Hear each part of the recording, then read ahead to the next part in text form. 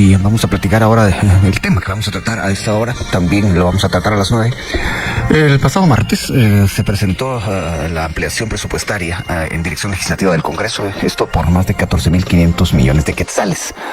Para adentrarnos en el tema, para profundizar en el tema, para aterrizar en el tema, nos acompaña ya por la vía telefónica el ministro de Finanzas, Jonathan Benco. Señor ministro, gracias por tomar esta llamada. Buenos días. Muy buenos días, Luis Felipe. Muchas gracias por la invitación a tu programa. A usted por aceptarla. Ministro, vamos al grano con ciertas cosas que se han mencionado ya. Usted ha dicho que esta ampliación se va a financiar con ingresos tributarios adicionales y un saldo de caja. Eso dicho de manera muy directa, ¿qué significa?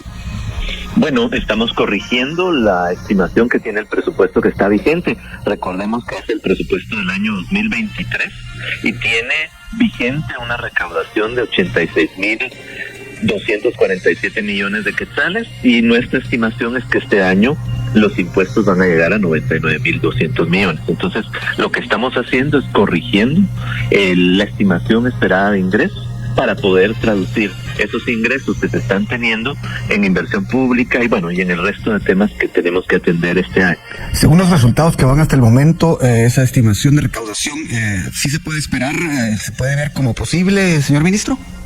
Es totalmente posible. De hecho, ya estamos a estas alturas con un superávit en la recaudación con respecto a la meta de 6.500 millones aproximadamente. Entonces vamos perfectamente bien, en sintonía con esta estimación. Hay quienes opinan que esto debió presentarse meses atrás, esta propuesta, esta iniciativa.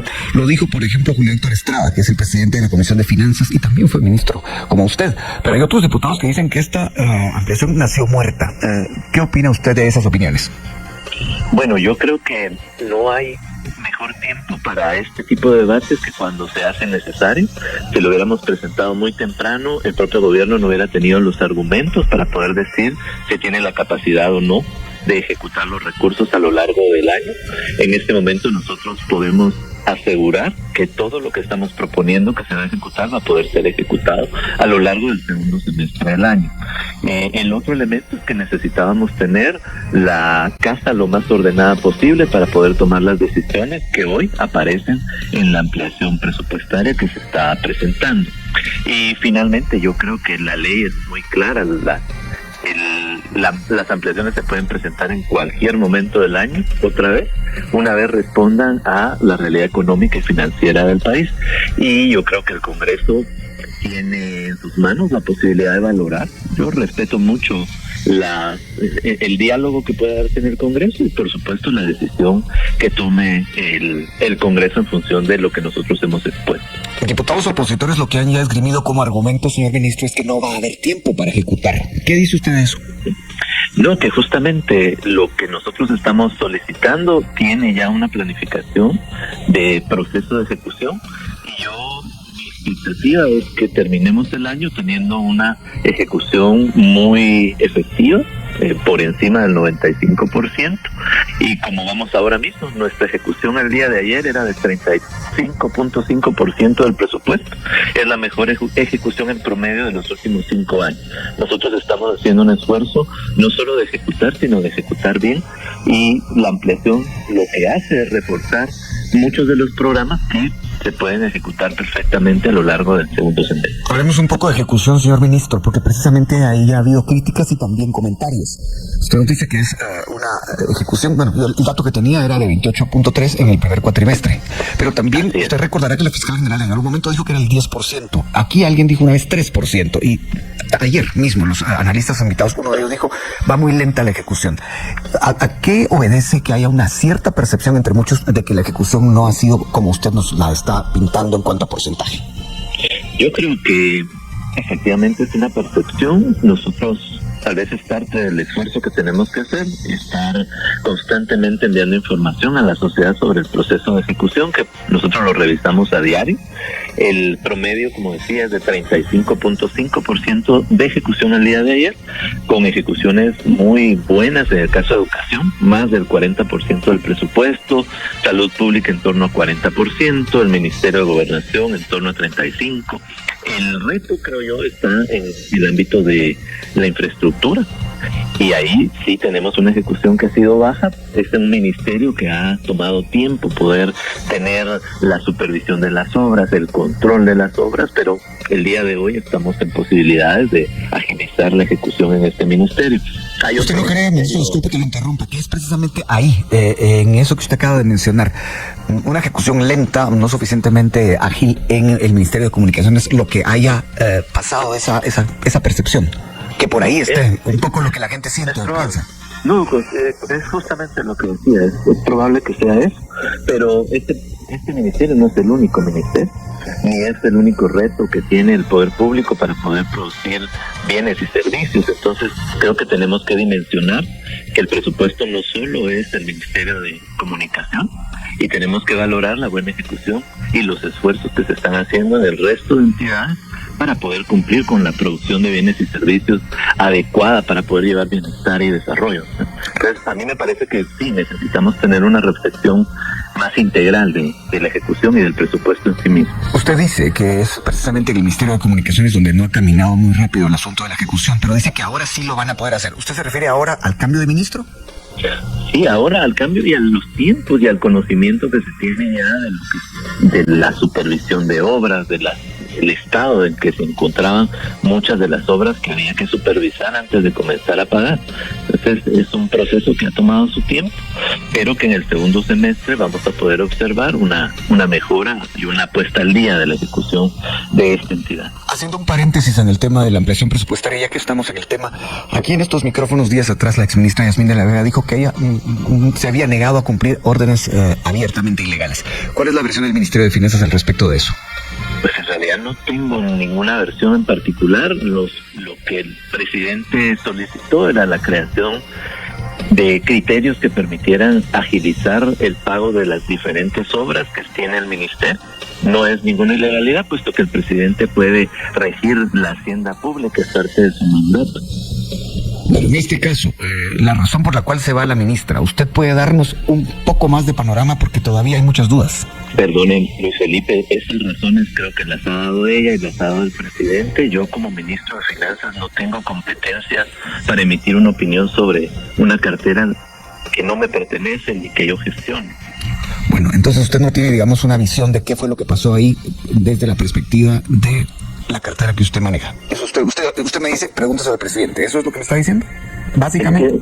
Es que el presidente ya, quien finalmente ordena lo que los ministros hacemos, ya dio su versión. Yo me apego a la versión del presidente, no tengo una opinión particular sobre eso.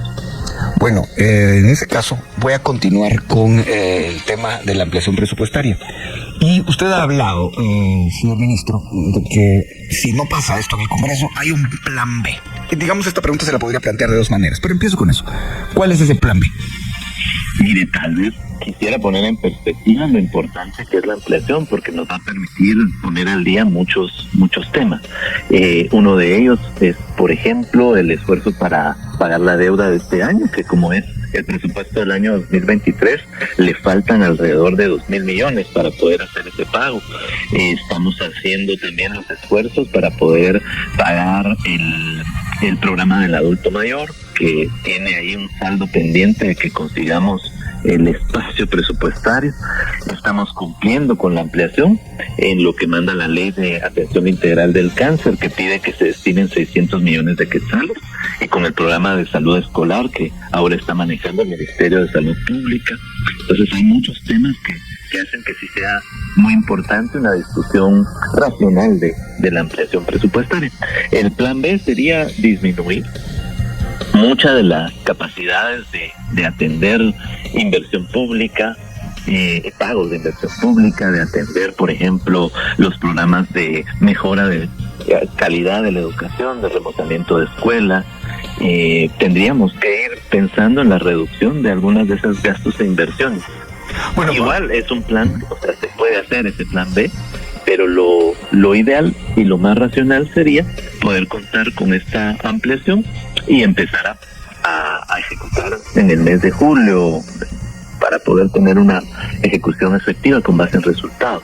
Le decía que esta pregunta se podía formular de dos maneras, plan B, pero usted de alguna manera podría contarnos, bueno, si no se aprueba esta ampliación, ¿dónde se sufriría más? ¿Dónde tendría el Estado más carencias para aprobar ciertos servicios o para proyectar el plan de gobierno del presidente? Bueno, me preocupa el rezago que tendríamos en las inversiones para agua y saneamiento. Me preocupa mucho salud y educación, que son dos sectores que requieren muchos recursos porque tienen que llegar a todo el territorio nacional.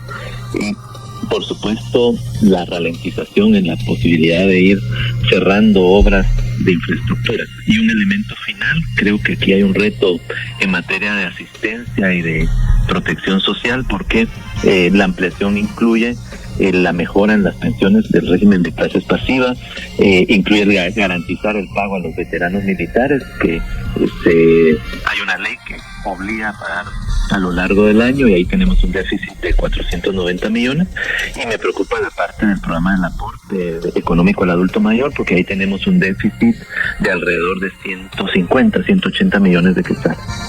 Bueno, reviso el reloj, todavía tenemos 2 minutos. Yo quisiera detener un momento en eso que acaba usted de decir, pago a veteranos militares. Esto, si no se hace o si no se da, podría llegar incluso a ser un problema para la gobernabilidad.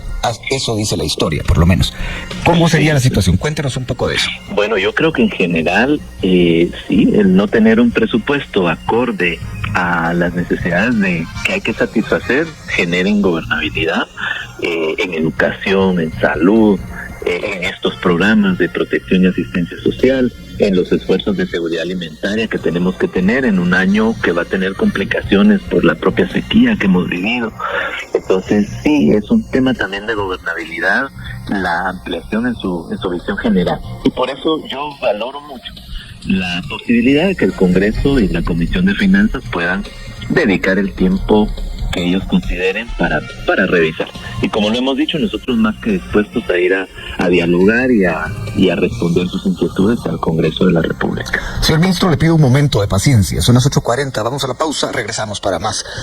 Conversamos hoy con el ministro de Finanzas, Jonathan Mencos. Aproximadamente 14.500 millones de quetzales, según lo que nos ha dicho nuestro invitado telefónico de hoy, que es el ministro de Finanzas, Jonathan Mencos. Esto se va a financiar con ingresos tributarios adicionales y un saldo de caja. Pero bueno, podemos ir aterrizando en otros temas. Gracias, señor ministro, por continuar con nosotros.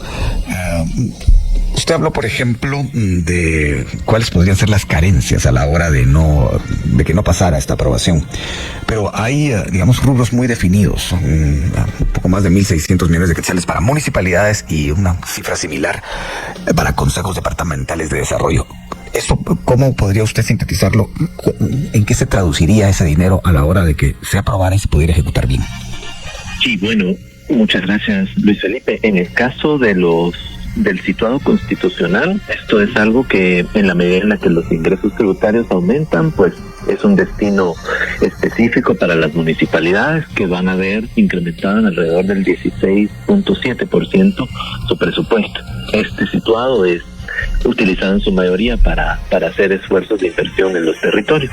Y lo que nosotros hemos puesto en consejos departamentales de desarrollo, que son 1.675 millones, como bien apuntado usted, lo que estamos previendo con estos recursos es poder avanzar en proyectos de agua, de saneamiento, de drenajes y caminos rurales, y recursos para educación y salud.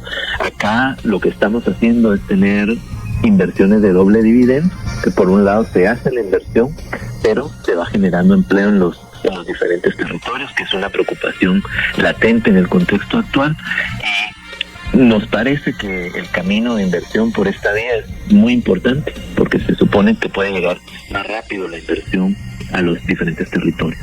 Hablábamos hace unos minutos del tema del Ministerio de Comunicaciones y según veo hay también un rubro en la ampliación para esta cartera, 950 millones de quetzales. ¿Esto también hacia dónde va? ¿Cuál es la idea de esto? Muchas gracias. Sí, estos recursos lo que tienen en primer término es el esfuerzo para el rescate del Aeropuerto Internacional Aurora, y ya viene un primer tramo de inversión de 200 millones de quetzales, y estamos previendo 250 millones de quetzales para poder tener estudios de preinversión que aumenten la calidad de los proyectos de inversión pública, que mejoren el diseño, que se entiendan los beneficios sociales y que también mejore posteriormente la ejecución de las obras. Dentro de esos recursos, aprovecho a mencionar, vienen los recursos para los estudios de preinversión del metro que está en el plan de gobierno del presidente Arevalo. Señor ministro, usted recordará que el gobierno pidió un estado de calamidad para prevenir incendios forestales. No, esto no pasó en el Congreso de la República y un ecologista decía la semana pasada que, bueno, en realidad esto había pasado una factura al patrimonio natural de Guatemala. Y ahí él decía, hubo una mala estrategia legislativa. ¿Cómo va eso en este sentido? ¿Cómo lo ve usted desde el Ejecutivo con sus diputados en el Congreso? ¿Usted cree que ha habido cabildeo ya, un precabildeo, digamos, para que esto realmente pueda ser aprobado, o cree usted que la van a tener muy cuesta arriba? Sí, bueno, yo creo que cada iniciativa de ley que llega al Congreso tiene su propio espacio de discusión, sus propios formatos para la discusión. En el caso de la ampliación, yo he tenido el gusto de platicar con diferentes bancadas y con la propia junta directiva, y les hemos expuesto los grandes rubros y necesidades que tenemos de aumentar la inversión y aumentar el esfuerzo para que el gobierno central sea visible en los territorios, como lo decía el presidente Arévalo.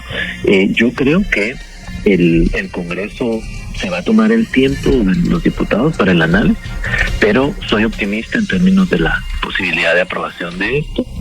Esta ampliación tiene un sentido muy humano, muy económico de generar empleo y de llevar bienestar, y creo que ahí convergen muchas de las ideas y preocupaciones que tiene el Ejecutivo y la mayoría en el Legislativo. Viendo el reloj, nos quedan 2 minutos, señor ministro. Usted sabe que hay oposición siempre, eso es parte de la democracia. Hay una que es una oposición, digamos, valga la redundancia, democrática, y hay otra que es sistemática, en algunos casos malintencionada.